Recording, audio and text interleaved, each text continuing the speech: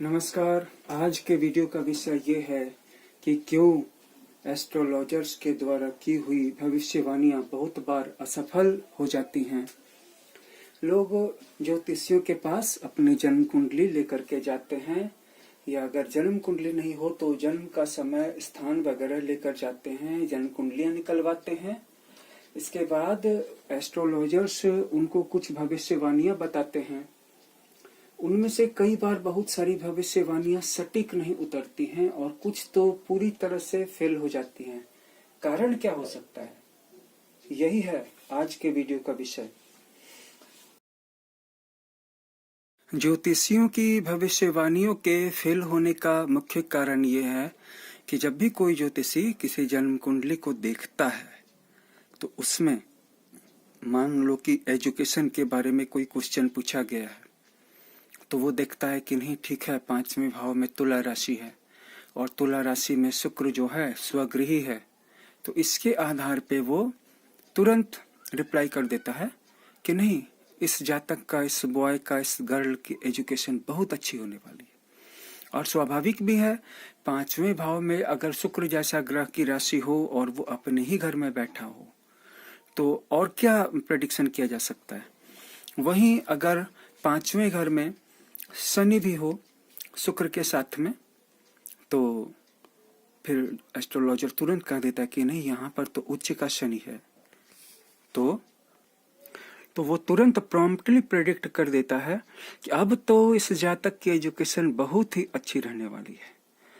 कुछ साल गुजर जाने के बाद जब हम उसी बॉय को या उसी गर्ल को देखते हैं कैरियर में जूते रगड़ते हुए और किसी भी जगह जॉब में न तो सेटल हुए देखते हैं और न ही किसी भी तरह से उसकी सेटलमेंट होती है, कहीं कोई अपॉइंटमेंट होती है, कोई रिक्रूटमेंट होती है, या फिर जॉब लगती है और छूट जाती है, और एक तरह की हताशा सी देखते हैं अनएम्प्लॉयमेंट की या अंडर एम्प्लॉयमेंट की। ऐसा क्यों होता है?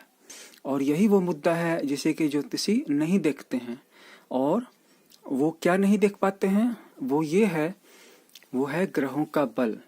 5वें घर में अगर शुक्र बैठा है, ठीक है, अपनी ही राशि में बैठा है, या फिर शनि है, उच्च का है, बिल्कुल ठीक है, सारी बातें सही है, तो उस जातक को कैरियर में कोई क्लिक क्यों नहीं मिल रहा है, उसका कैरियर बूस्ट क्यों नहीं कर रहा है? इसका कारण ये हो सकता है कि इस कुंडली में 5वें भाव में ग्रह या तो मृत हैं या वृद्ध हैं, या फिर नहीं तो बिल्कुल ही बाल अवस्था में।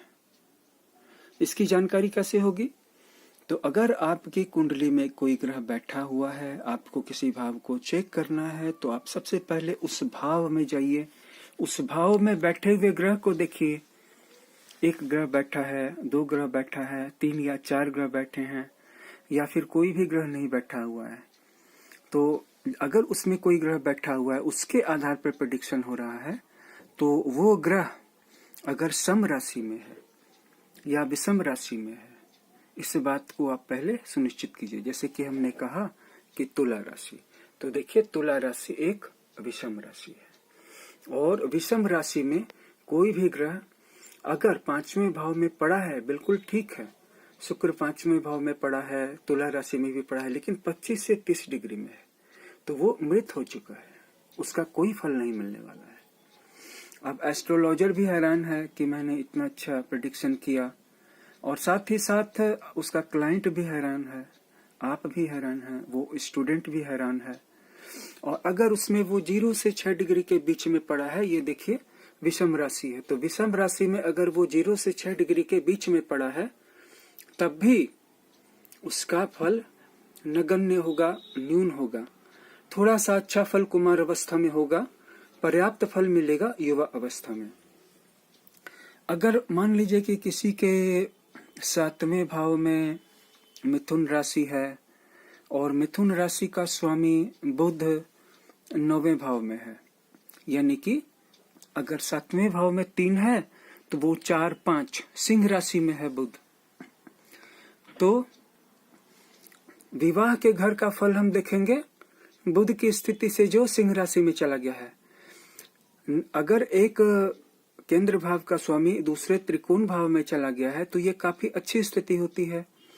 बाकी सातवें हाउस पे किस पाप ग्रह की दृष्टि है या किस शुभ ग्रह की दृष्टि है या अन्य ग्रहों की उपस्थिति है, ये अपनी जगह पे परीक्षणीय है, उनका भी जजमेंट करना होगा, किया जाना होगा। लेकिन सिंह राशि में बैठा हुआ बुध ही मुख्य फल देगा।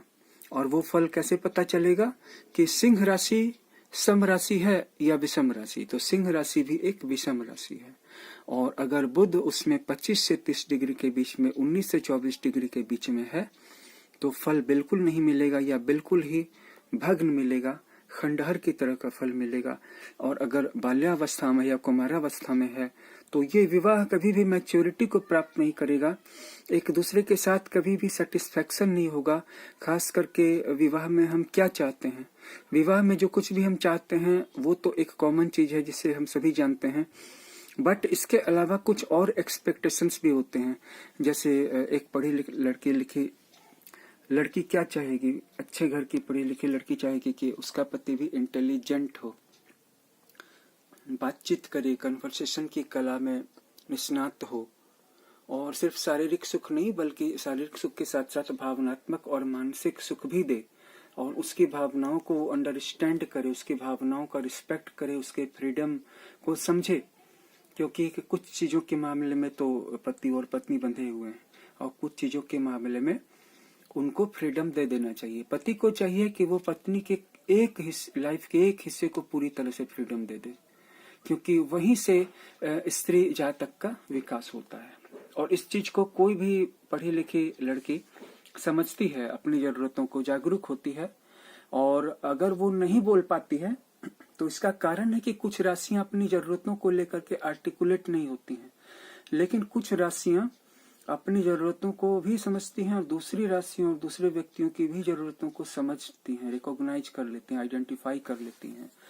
तो अगर वो बुध 0 से 6 डिग्री में या 7 से 12 डिग्री में है, तो जैसे जैसे बढ़ेगा वैसे वैसे जरूरतों को पूरा होने की संभावनाएं बढ़ती जाएंगी।